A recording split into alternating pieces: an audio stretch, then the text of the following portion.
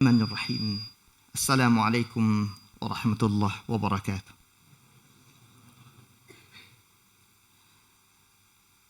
Innal hamdalillah nahmaduhu wa nasta'inuhu wa nastaghfiruh wa na'udzu billahi min shururi anfusina wa min sayyiati a'malina.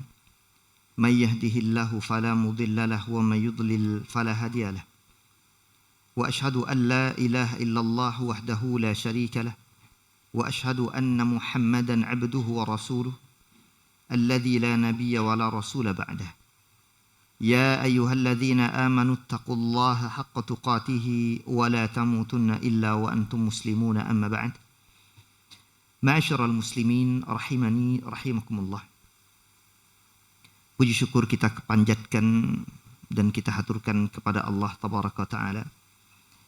Pada kesempatan malam hari ini, Allah kembali mempertemukan kita dalam kondisi dan keadaan sehat walafiat, di mana seperti biasa, Jumat ketiga ini kita mempelajari sirah Nabi kita tercinta Nabi Muhammad sallallahu alaihi wasallam. Yang tentunya sirah, sejarah perjalanan Nabi kita tercinta Nabi Muhammad sallallahu alaihi wasallam hendaknya banyak kita ambil pelajaran dan ibrah darinya, yang tentunya diniatkan untuk diamalkan, bukan sekedar belajar sampai tahu saja, tapi juga pelajaran demi pelajaran, hikmah demi hikmah yang kita bisa ambil, yang kita bisa terapkan dalam kehidupan kita sehari-hari. Karena di antara fungsi sejarah itu ibarat kaca spion. Kita memang tidak bisa ketika berkendara selalu melihat ke depan saja tanpa memperhatikan yang di belakang. Pun juga demikian, nggak bisa berkendara melihatnya ke belakang terus juga nggak bisa. Maka sejarah tentu harus kita jadikan sebagai kaca spion, melihat kondisi dan keadaan di belakang. Apa yang terjadi di masa lalu, lebih-lebih setiap ucapan dan perbuatan manusia terbaik ini menjadi kewajiban kita untuk menjadikannya sebagai suri teladan. Sebagaimana Allah Subhanahu wa taala tegaskan, laqad kana lakum fi Rasulillahi uswatun hasanah. Sungguh benar-benar ada pada Rasul sallallahu alaihi wasallam itu suri teladan yang terbaik. Makanya sejarah ini kita baca dan kita baca lagi agar kita bisa mencontoh dari beliau dan orang-orang yang mengikutinya, yakni para sahabatnya. Tapi para jamaah yang Allah Subhanahu wa taala muliakan, tak berpanjang lebar karena waktu kita sangat singkat dan sejarah ini panjang. Karenanya kita langsung masuk pada tema-tema yang insya Allah kita akan bahas pada kesempatan yang singkat ini. Pada pertemuan-pertemuan sebelumnya, yakni pada pertemuan terakhir kita membahas tentang dakwah Rasul sallallahu alaihi wasallam secara terang-terangan dan bagaimana ketika beliau memulai dakwahnya kepada orang-orang Quraisy Makkah, tentunya tidak mendapatkan sambutan yang hangat, justru mendapatkan kecaman, kesewenang-wenangan, kezaliman, kelaliman, tidak diterima di tengah masyarakatnya. Segelintir orang menerima, kebanyakan mereka tidak menerima dakwah Rasul sallallahu alaihi wasallam. Sehingga yang terjadi dan ada adalah i'tidaat ala Rasulillah. Penindasan, kezaliman yang dilakukan oleh orang-orang kafir Quraisy kepada Rasul sallallahu alaihi wasallam. Dan kita sudah bahas itu pada pertemuan terakhir kita. Bagaimana Abu Jahal, bagaimana Abu Lahab, dan seterusnya dengan abu-abu lainnya. Nah, karena banyak sekali abu-abu, tidak bisa kita sebut satu-satu. Yang jelas kalau sudah pengikutnya Abu Jahal dan Abu Lahab, kita katakan semuanya Abu Gosok, ya kan? Tapi Pak, Abu Gosok itu ada manfaatnya. Abu Gosok ada maslahatnya. Gosok-gosok piring, piring jadi bersih. Tapi kalau Abu Gosok orang-orang kafir Quraisy, nggak ada maslahatnya, nggak ada manfaatnya, kekufuran demi kekufuran, subhanallah. Yang ada bagaimana mereka menindas Rasul dan para sahabatnya, sampai pada puncaknya bagaimana ketika Abu Jahal mengatakan, siapa di antara kalian yang bisa membawa perut, bayangkan isi perut onta, berat, kambing aja berat, apalagi sapi dan onta. Makanya ketika Rasul dalam kondisi sujud, diletakkan di pundak beliau, beliau tidak mampu mengangkatnya. Di saat itu Abdullah ibn Mas'ud radhiyallahu anhu arda, orang-orang yang pertama kali masuk dalam Islam ini cuma bisa melihat doang. Dia mengatakan, coba saja aku punya kekuatan dan punya kemampuan, aku bantu Rasul, tapi nggak berani. Akhirnya anaknya lah, siapa? Fatimah radhiyallahu anha wa ardaha, yang mengangkat perut ataupun isi perut onta tersebut dan mengangkatnya dari pundak Rasul SAW, dan Rasul kemudian melanjutkan sholat. Sedemikian rupa bagaimana perlakuan yang sangat keji yang dilakukan oleh orang-orang kafir Quraisy kepada Nabi kita tercinta Nabi Muhammad sallallahu alaihi wasallam. Kemudian para jamaah Allah Subhanahu wa taala muliakan, karena terlalu banyak kekejian, kezaliman, penindasan yang dilakukan oleh orang-orang kafir Quraisy kepada Rasul dan para sahabatnya, maka Allah Subhanahu wa taala perkenankan dan izinkan kaum muslimin yang sudah nampak tak kuat menahan penderitaan mereka yang mereka hadapi dari penindasan orang-orang kafir Quraisy untuk melakukan sebuah aktivitas yang diridhai Allah Subhanahu wa taala, di mana Allah tegaskan di surah Az-Zumar nanti ayat yang ke-10. Di surah apa? Az-Zumar. Ini kebetulan masjid kita, masjid apa namanya? Masya Allah, Masjid Az-Zumar. Di surah Az-Zumar ayat yang ke-10 Allah Subhanahu wa taala tegaskan, lilladzina ahsanu fi hadhihi dunya hasanah wa ardullahi wasi'ah innama yuwaffas sabiruna ajrahum bighairi hisab. Ini ayat sebagiannya atau sepenggalannya berbicara tentang kaum muslimin yang hendaknya hijrah dari kota Makkah menuju negeri lain. Kalau sekarang dikenal dengan Ethiopia, dulu namanya Habasyah. Ini terjadi kira-kira di akhir tahun keempat kenabian atau di awal-awal tahun kelima kenabian. Kaum muslimin diperkenankan untuk meninggalkan kota Makkah menuju kota Habasyah ataupun Ethiopia. Kata Allah Subhanahu wa taala, bagi orang-orang yang berbuat baik di dunia, mereka mendapatkan kebaikan dari sisi Allah Subhanahu wa taala, dan Allah mengatakan wa ardullah wasi'ah. Tanah Allah itu luas, enggak hanya Mekah tempat tinggal kaum muslimin. Silahkan bisa bepergian kemanapun, selama bisa menegakkan syariat, bisa menjalankan agama, menegakkan akidah, memantapkan keimanan, silahkan pergi kemana saja.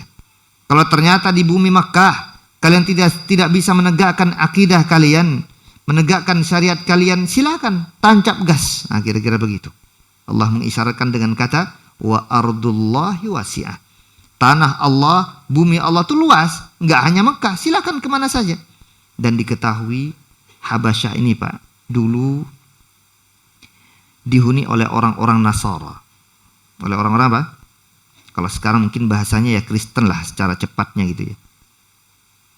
Orang-orang Nasrani dipimpin oleh seorang raja yang sangat adil, amanah, jujur, suka berbuat kebaikan, nggak pernah menzalimi rakyatnya, satu pun tak pernah dizalimi. Adil banget nih orang.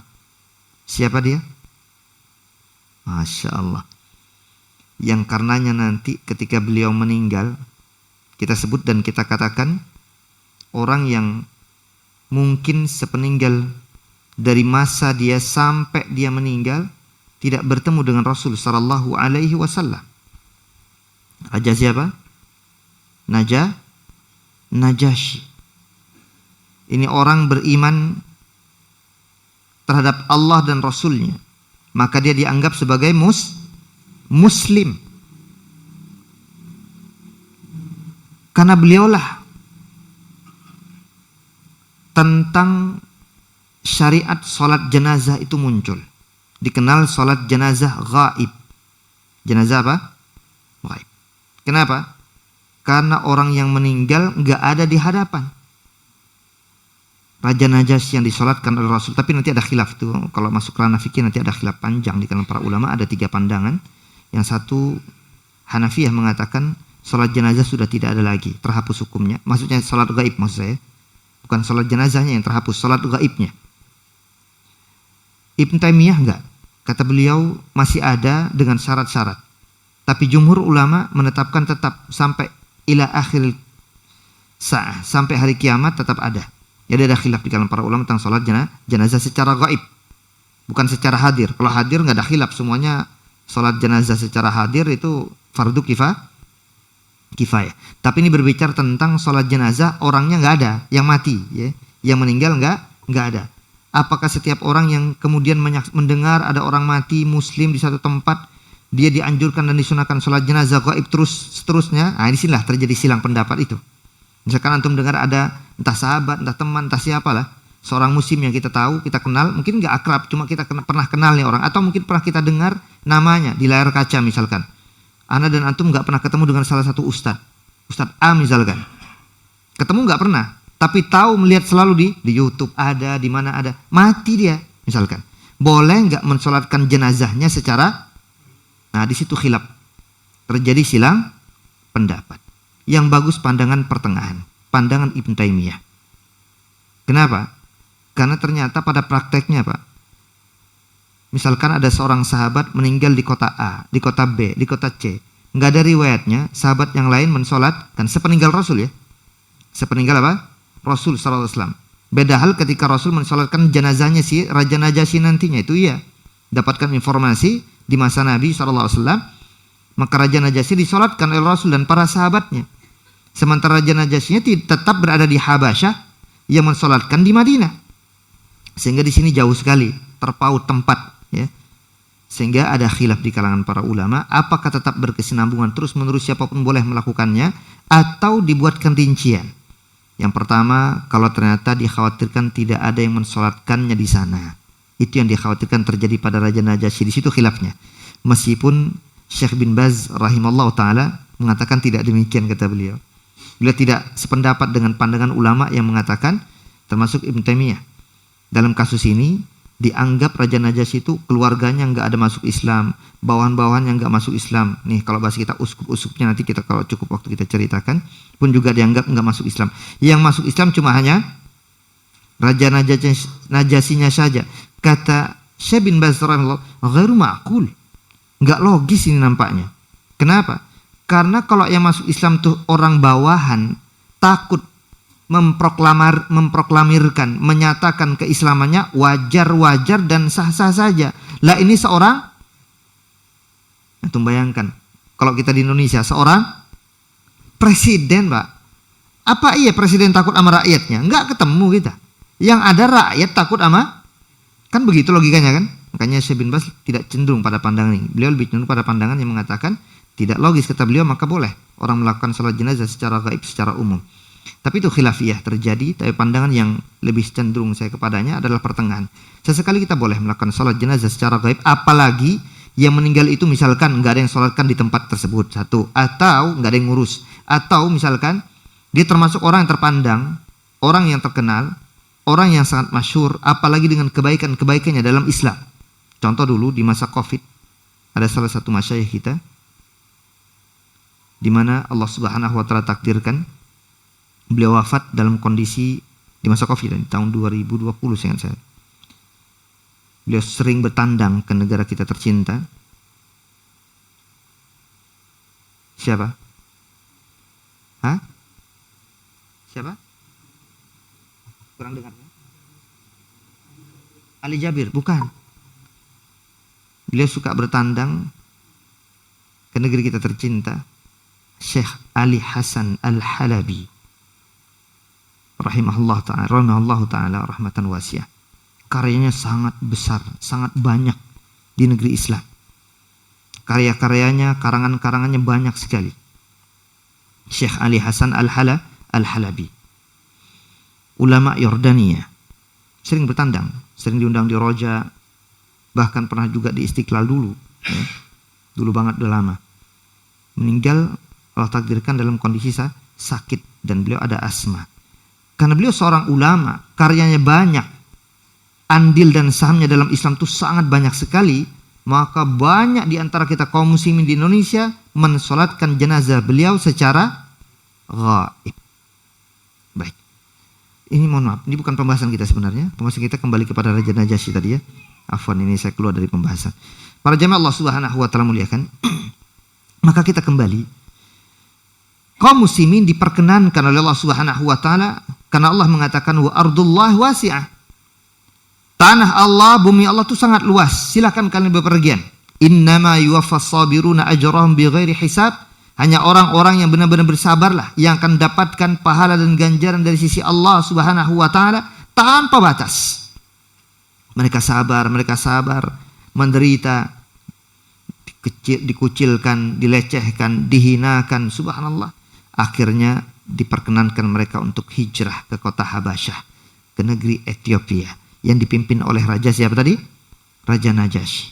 Karena terkenal dengan kepemimpinan yang penuh dengan keadilan. Dan Rasul tahu itu, mendapatkan informasi tentunya. Pergilah kalian ke sana. Maka para jemaah Allah Subhanahu wa taala muliakan, ada sekitar 12-an orang yang mengatakan nanti tambahan dengan akhwatnya sekitar 4-nya. Jadi sekitar 16. Di antaranya adalah Utsman bin Affan radhiyallahu anhu. Di antaranya juga istri beliau, anaknya Rasul sallallahu alaihi wasallam, Ruqayyah. Pun juga ada yang mengatakan Mus'ab ibn Umair radhiyallahu anhu warḍah. Seorang sahabat yang kapan-kapan kalau kita ada waktu juga bisa kita jelaskan. Tokoh yang satu ini Masya Allah, Mus'ab ibn Umair. Di mana perantara beliaulah orang-orang Yathrib, kota Madinah mengenal Islam. Melalui beliau. Di bawah tangan beliau banyak yang masuk Islam di kota Madinah. Banyak para ulama mencatat beliau ini sebagai duta besar Islam pertama yang diutus Rasul SAW untuk mendakwahkan Islam di kota Yathrib. Dulu namanya Yathrib, sekarang sudah menjadi Al-Madinah. Tadinya dikenal dengan Madinatun Nabi. Lama-lama bergeser kalimatnya, mempersingkat, akhirnya Al-Madinah orang-orang katakan. Disingkat lagi Madinah, udah. Akhirnya Madinah sekarang kan. Jadi itulah pergeseran dari waktu ke waktu. Madinatun Nabi, kota Nabi. Itu sebenarnya gitu Pak bahasa ini aslinya Pak. Madinatun Nabi. Masjid juga begitu, Masjid Nabawi, ya. Masjid Nabi. Masjidi hadza, masjidku ini kata Rasul. Jadi Nabawi itu masjid Rasul. Karena Rasul membuat dan membangun bersama para sahabat. Taib. Nah, ini Mus'ab ibn Umair dan beberapa orang sahabat lainnya, termasuk orang yang di kemudian hari menjadi istri Rasul sallallahu alaihi wasallam. Siapa? Siapa di antara salah satu istri Nabi, tapi dia masih ikut suaminya yang masih hidup kala itu. Pergian ke kota Habasyah. Aisyah nggak pernah bersuami. Sekali bersuami langsung dengan Rasul, karena satu-satunya perawan adalah Aisyah radhiyallahu anha. Selain beliau semuanya janda. Afwan ya Bu ya, kalau ada ibu-ibu. Memang begitu realitanya. Rasul menikah dengan Khadijah juga dalam kondisi janda. Termasuk wanita yang satu ini yang pernah membaca doa. Ini anak sengaja pancing biar antum kali aja dapat informasi itu kan. Yang ahsanti barakallah. Ahsant. Abu Salamah suaminya, Ummu Salamah istrinya, kan begitu kan?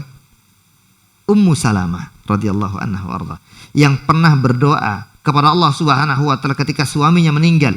Allahumma jurni fi musibati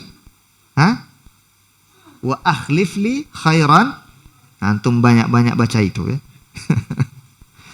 Jadi Rasul mengajarkan doa ini karena tadinya begini, Ummu Salamah itu kan punya suami Abu Salamah, bahkan nanti punya anak tiri Pak. Hadis ada yang masyhur, mungkin sekira antum pernah dengar hadis ini. Rasul punya anak tiri namanya Umar bin Abi Salamah yang pernah ditegur sama Nabi. Beliau sendiri ceritakan, aku di masa kecilku dulu, kata si Umar bin Abi Salamah nih, waktu menjadi anak tiri Nabi, kan jadi anak bawaan dari Ummu Salamah kan, suka kalau makan main comot sana sini, ngambil sini ngambil sana. Ketahuan Nabi, apa kata Nabi? Ya gulam, samillah wakul biyaminik wakul mimma yalik. Nah, kalau makan itu baca bismillah. Kalau makan tuh pakai tangan kanan. Kalau makan itu Apa yang ketiga? Antum hafal nggak hadis ini? Ini hadis yang sangat masyhur sekali. Wajib hafal. Hah? Bukan. Ambil yang paling dekat. Namanya anak-anak, Pak. Kalau udah ngelihat makanan banyak, ambil semua kayak kera. Masya Allah. Tamak. Yang kiri sudah pegang, yang kanan sudah pegang. Kalau bisa mulut pegang juga. Masya Allah. Begitulah anak-anak biasa. Tetapi kebiasaan salah jangan dinormalisasi. Jangan dianggap benar. Jangan dianggap normal. Maka Nabi ajarkan, nak, kalau makan baca bismillah satu. Kalau makan pakai tangan kanan. Cukup yang kanan aja, yang kiri gak usah ikut. Dan yang ketiga, kalau makan ambil yang paling dekat. Yang jauh belakangan. Kalau masih tersisa alhamdulillah, kalau sudah nggak ada ya sudah. Innalillah kan. Jadi ambil yang paling dekat aja. Kadang sebagian anak-anak ngambil yang jauh, yang dekat nggak diambil sama dia. Kenapa? Biar nanti belakangan. Masya Allah. Yang jauh dulu yang diambil. Ini keliru. Jangan paling dekat.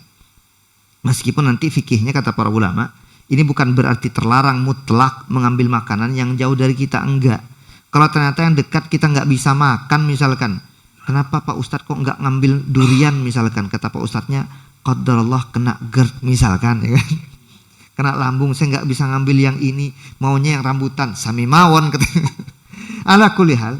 Jadi kalau ternyata makanannya berbeda, boleh mengambil yang di sana. Tapi kalau di sini ayam, yang di sana ayam juga, yang ngambil yang di sana nggak bener, ya.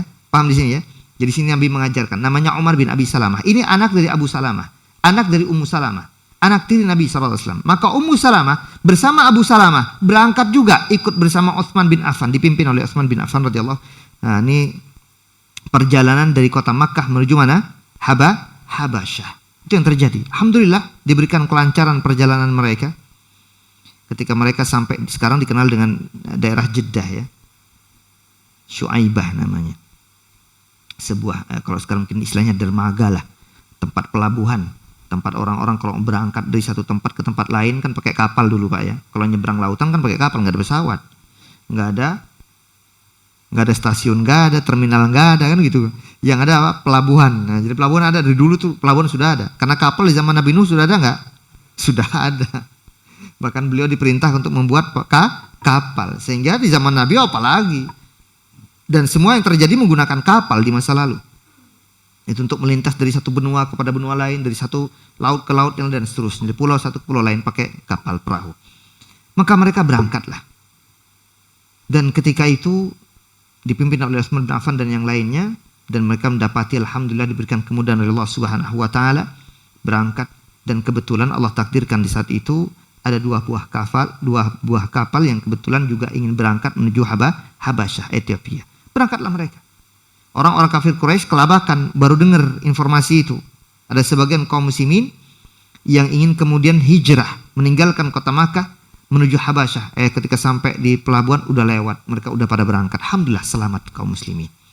Sampai di Habasyah diterima mereka, menjalankan segala aktivitas ibadahnya kepada Allah Subhanahu wa taala. Yang sholat menjalankan seperti biasa. Sehingga mereka tenang, nyaman, berzikir, mengingat Allah, baca Al-Quran, sholat.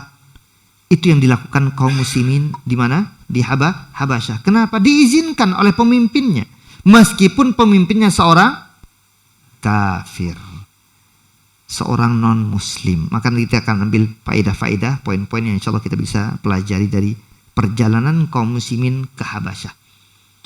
Dan ini nanti Pak terjadi sekitar 2 kali ya. Di mana mereka sekian lamanya tinggal di Habasyah dengan kenyamanan mereka beribadah di sana, mendapatkan informasi. Cuma informasinya keliru, itu jadi masalah. Makanya penting ya. Informasi itu harus ditabayuni. Apa itu? Diklarifikasi. Cek and recheck dulu. Jangan main tancap-tancap aja. Ketika mendapatkan informasi langsung main disampaikan. Entar dulu, informasi itu harus hak dulu, benar dulu. Kayaknya Allah tegaskan, in ja'akum fasiqun binaba'in fatabayyanu. Kalau kalian dapatkan informasi apalagi dari orang yang enggak jelas, suka berbuat maksiat kepada Allah Subhanahu wa taala, maka yang harus kalian lakukan adalah cross check. Cek dulu, benar enggak informasi ini? Saat itu mereka langsung mendengarkan informasi, tancaplah mereka. pulang ke negeri Makkah lagi. Itu yang terjadi. Kenapa? Informasi yang sampai kepada mereka bahwasanya orang-orang kafir Quraisy dianggap, informasinya nih mereka dapatkan, sudah masuk ke dalam Islam. Kenapa?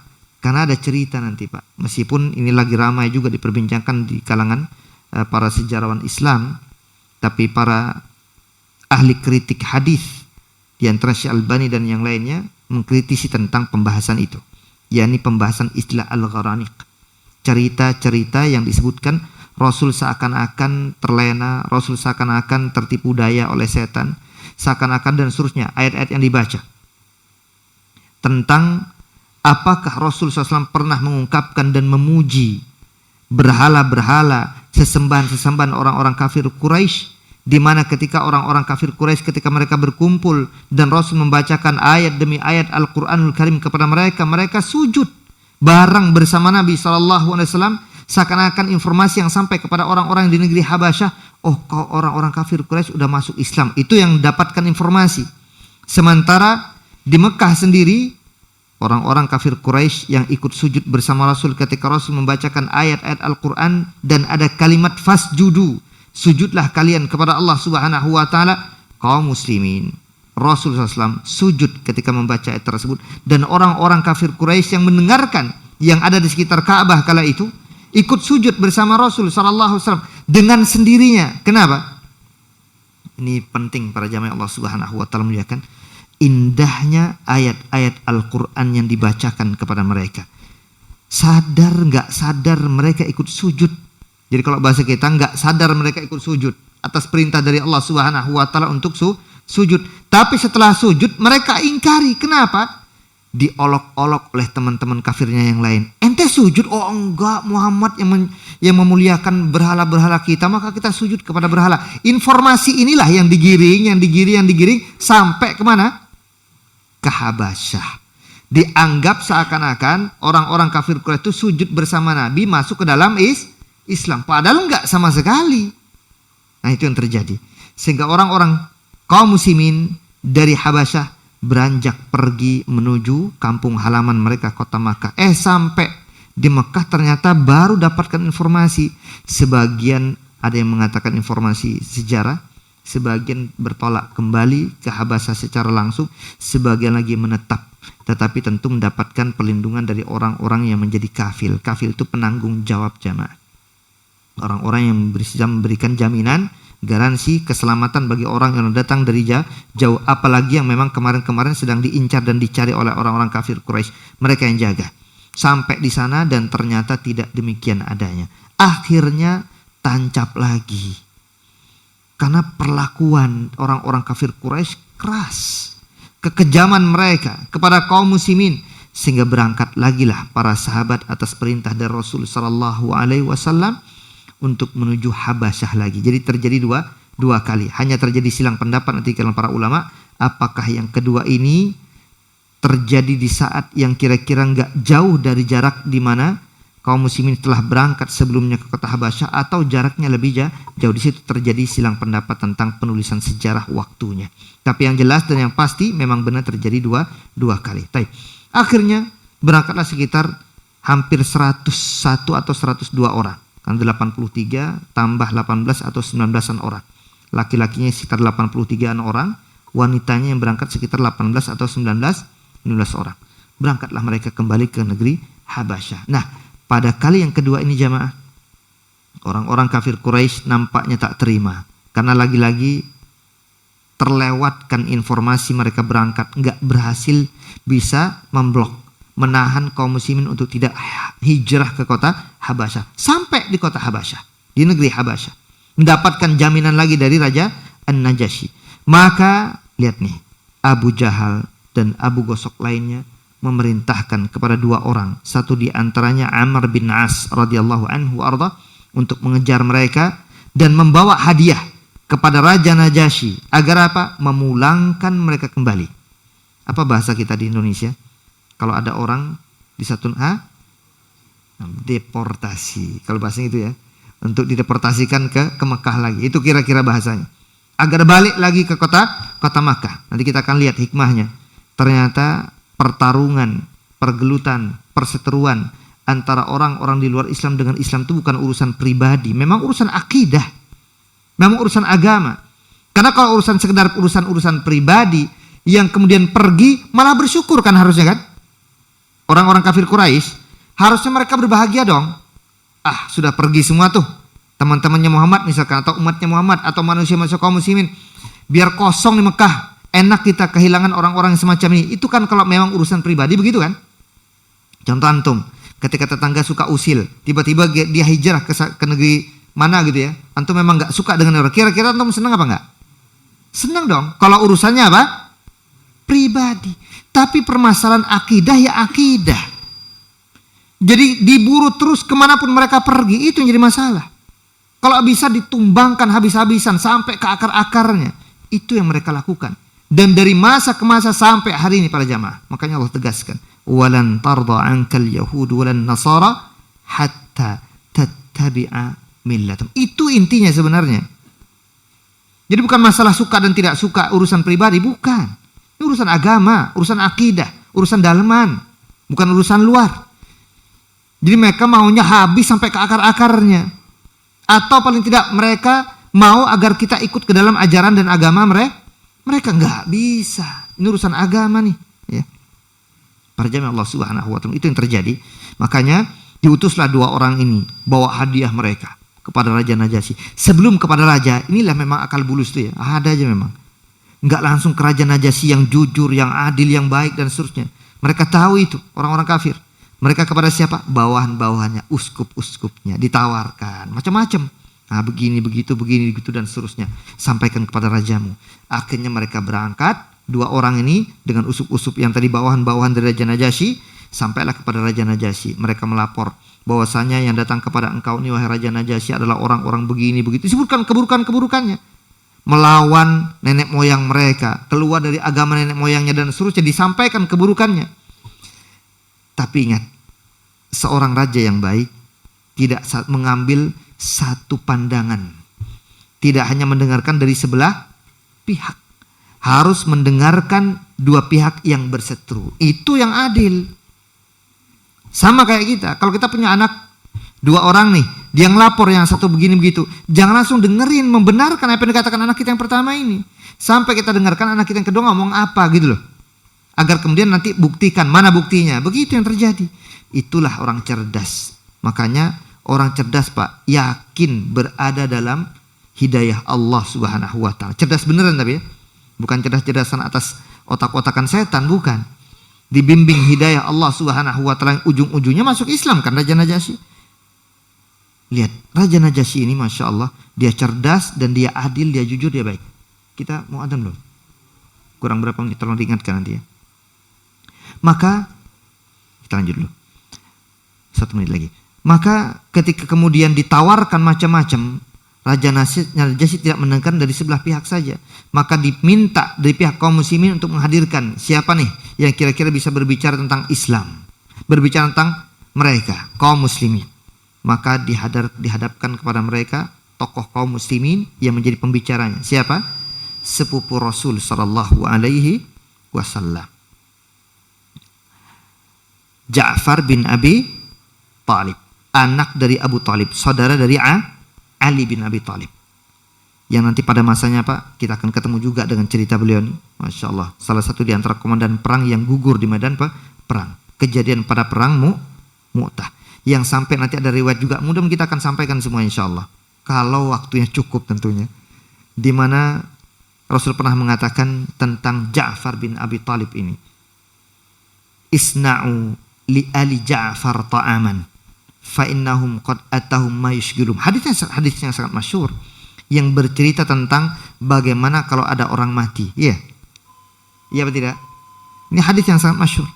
Kalau ada orang mati itu bagaimana sikap seorang muslim kepada yang lainnya. Baik, ini kita adzan dulu, insyaallah kita lanjutkan sedikit insyaallah. Sambung sejenak sebelum nanti kalau cukup waktu kita berikan waktu untuk diskusi dan tanya jawab. Para jamaah Allah Subhanahu wa Ta'ala muliakan, setelah Raja Najasyi mengorek-ngorek informasi dari kaum muslimin benarkah informasi yang disampaikan oleh dua orang utusan ini dari kaum kafir Quraisy yang mengatakan bahwa kaum muslimin yang hijrah ke kota Habasyah ini adalah orang-orang jahat, orang-orang yang menyimpang, orang-orang yang sesat, yang telah keluar dari agama nenek moyang mereka dan seterusnya. Maka Ja'far bin Abi Thalib radhiyallahu anhu arda sampaikan, wahai raja yang baik, kami ini dulu, dia ceritakan, di masa-masa jahiliyah kami menyembah berhala, patung-patung yang sejatinya bukan dia sang pencipta, tapi mereka diciptakan. Diciptakan apa enggak? Patung itu yang menciptakan apa dia yang diciptakan? Yang dipahat-pahat, yang dibuat, iya yang dicipta. Gimana ceritanya? Kok disembah-sembah? Kan logikanya begitu. Kami ini dulu di masa-masa jahiliyah nyembah tuh patung-patung, berhala-berhala. Kami suka memutus tali silaturahim. Kami melakukan perbuatan-perbuatan keji dan mungkar dan seterusnya disebutkan satu-satu keburukan-keburukan di masa jahiliyah. Tiba-tiba Allah utus kepada kami, di tengah-tengah kami, seorang manusia, utusan Allah, Nabi kami tercinta Nabi Muhammad sallallahu alaihi wasallam yang mengajarkan kepada kami segala kebaikan. Kalau beribadah hanya kepada Allah, meninggalkan perbuatan kesyirikan, tidak boleh menduakan Tuhan dan seterusnya, satu persatu kebaikan disebutkan. Maka kata Raja Najasyi, ini benar nih. Jadi ternyata informasi dari dua orang ini nggak benar. Justru akidah yang benar, agama yang baik. Masih nggak terima tuh. Saat itu yang nggak terima adalah Amr bin As, masih di masa-masa kafirnya ya. Karena di sini kan masih dalam kondisi kafir. Tapi nanti dua-duanya masuk Islam, Pak, masya Allah.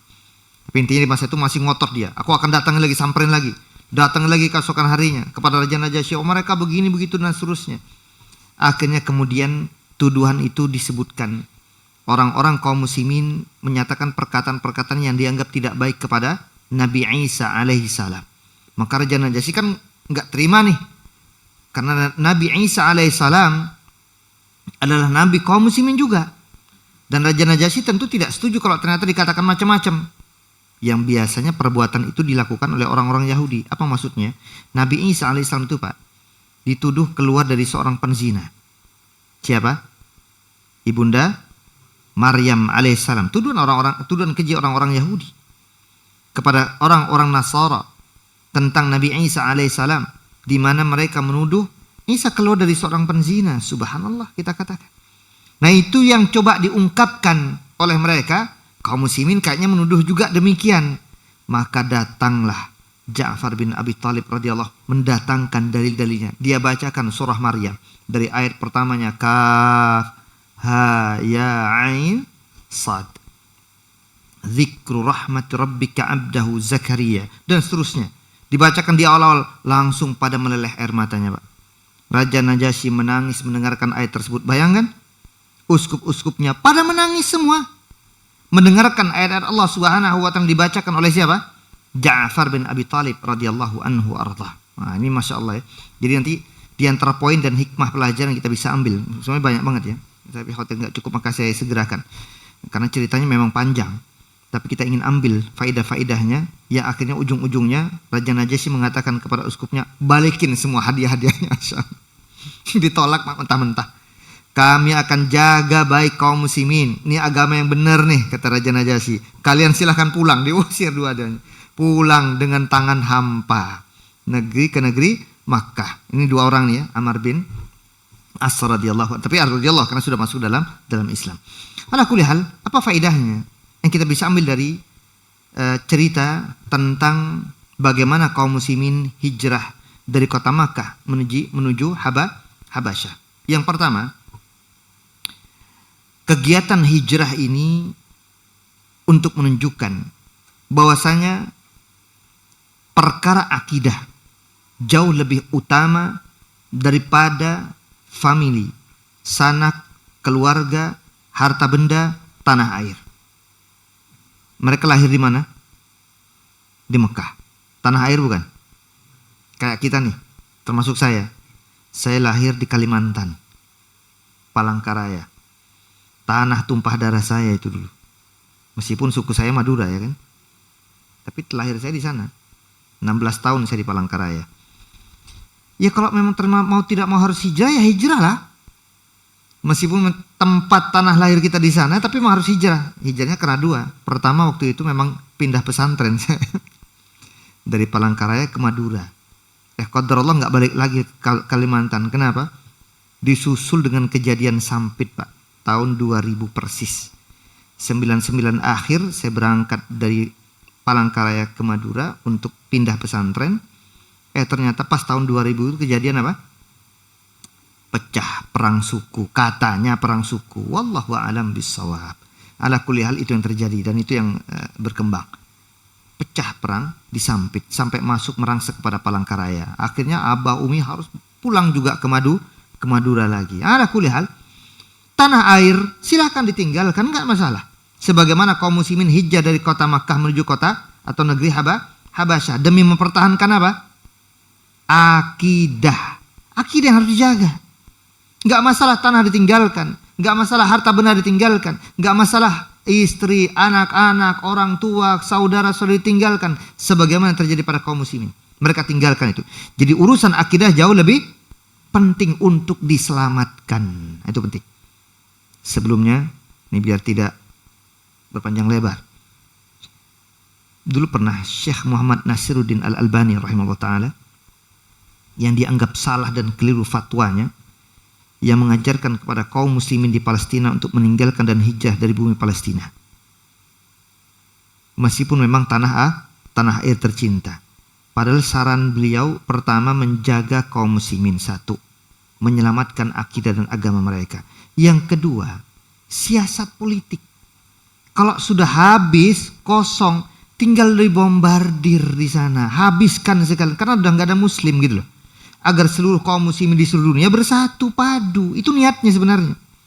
Jadi bukan sengaja meninggalkan Al-Quds, Palestina, tanah suci yang diperebutkan seluruh agama. Bukan itu yang sedang dibahas sebenarnya. Tapi niat beliau ke sana agar kaum muslimin kemudian merasakan apa yang dirasakan oleh kaum muslimin yang ada di Palestina gitu loh kira-kira. Kaum muslimin Palestina sudah nggak ada di kotanya, maka silakan dihancurkan sekalian. Baru rebut kembali. Itu yang diinginkan sebenarnya. Tapi disalahfahami, dianggap antek-antek Zionis nih si Albani. Kata mereka begitu. Antek-antek Yahudi. Masa tidak diperbolehkan mempertahankan tanah air? Bukan itu sebenarnya. Sama kasusnya seperti di sini. Kalau ternyata banyak kaum muslimin tidak peduli misalkan, ya sudah tinggalkan sementara agar kepedulian tambah muncul. Kalau sudah solid, sebagaimana kaum muslimin nanti hijrah dari kota Makkah ke kota Madinah, udah kuat, serang lagi. Kan begitu yang diinginkan. Itu strategi Pak sebenarnya. Tapi lagi-lagi disalahartikan dan disalahfahami. Akhirnya dituduh macam-macam beliau. Akhirnya berlepas diri dari pandangan-pandangan sebagian orang. Itu pandangan, ijtihad. Tapi kita kembali. Jadi urusan akidah, kedudukannya jauh di atas harta benda yang harus diselamatkan dan harus dipertahankan. Ini poin yang pertama. Yang kedua, dari cerita ini juga kita bisa mengambil faedah sebagaimana tadi di awal saya sampaikan.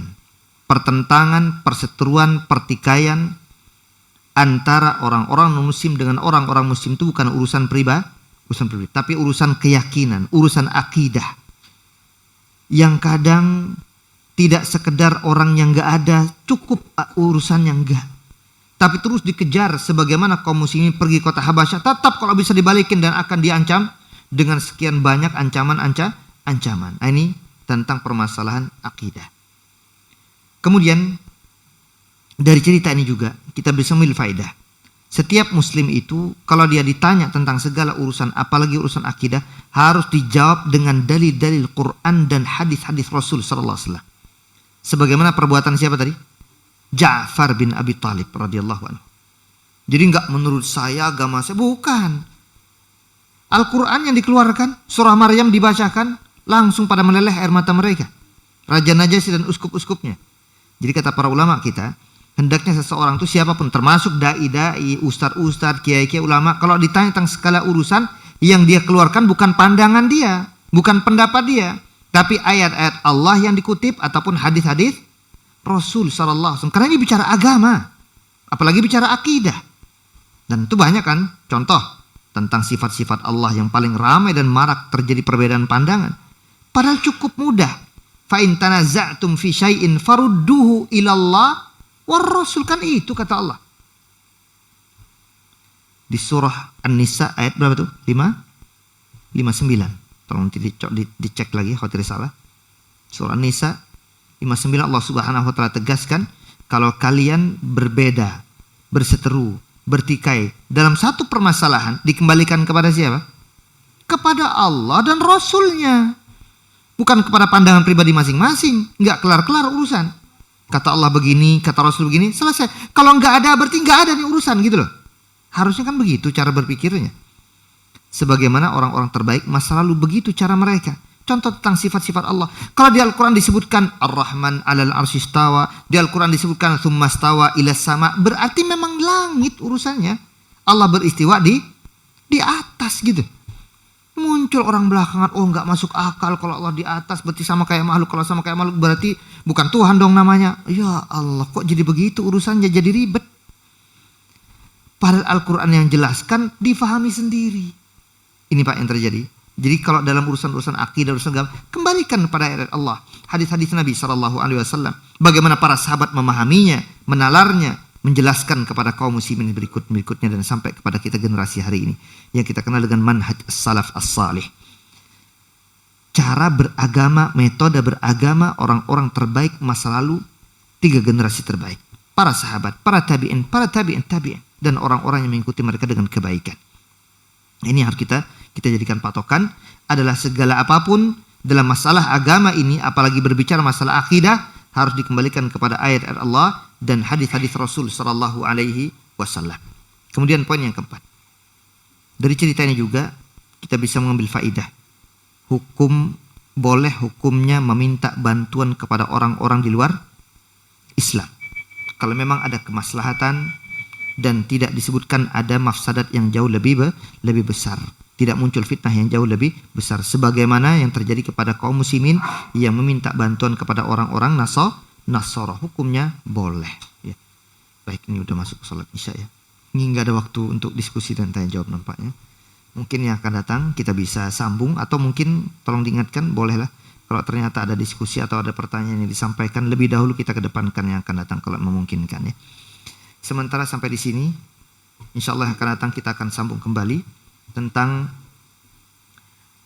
masuk Islamnya 2 orang sahabat Nabi yang sangat masyhur dan populer. Yang pertama paman Rasul sallallahu alaihi wasallam, yang kedua adalah mertua Rasul sallallahu alaihi wasallam. Insyaallah yang akan datang kita akan sampaikan. Wassallallahu ala nabiyyina Muhammad wa ala alihi wa sahbihi wasallam. Subhanakallahumma wa bihamdika asyhadu an la ilaha illa anta astaghfiruka wa atubu ilaik. Assalamualaikum warahmatullahi wabarakatuh.